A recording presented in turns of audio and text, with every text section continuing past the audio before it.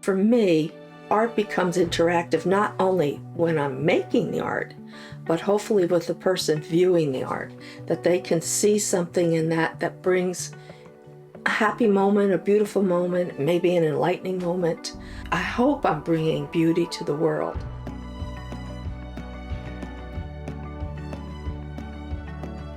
I have always created, and it took me a long time to call myself an artist, and that was part of the awakening, the embracing, the recognizing, but I had an ability to translate what I see and even what I feel into my art. It is a self-discovery. It is a journey. I've probably been working in this medium since 1975.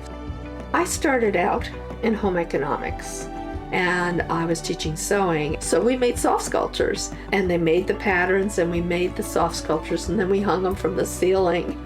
So I've always been an experimenter. I like pushing the edges. From there, I started my art practice and I joined a quilt guild. I did that for a while and then there was a group of us. We broke off and we called ourselves the Renegades.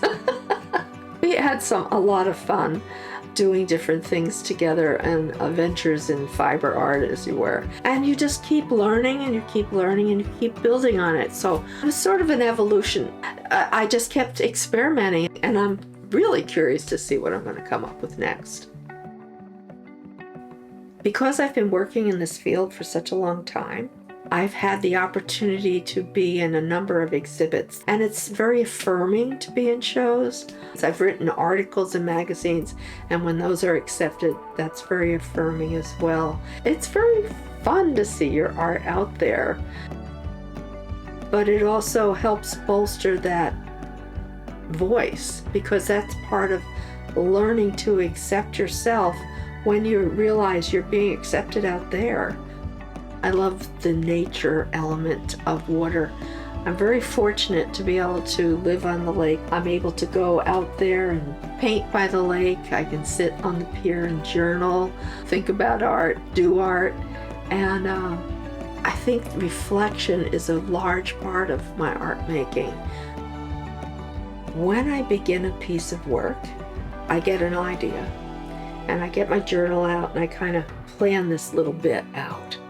And then I'll start.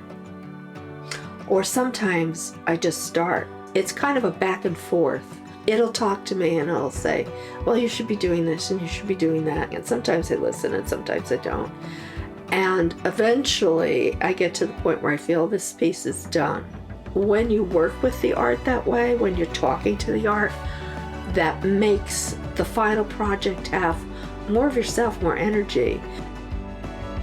People really like to hear the stories behind the artwork.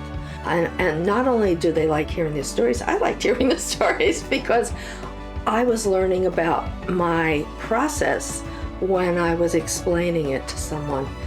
And that's the serendipitous part that I love, and it's very revealing.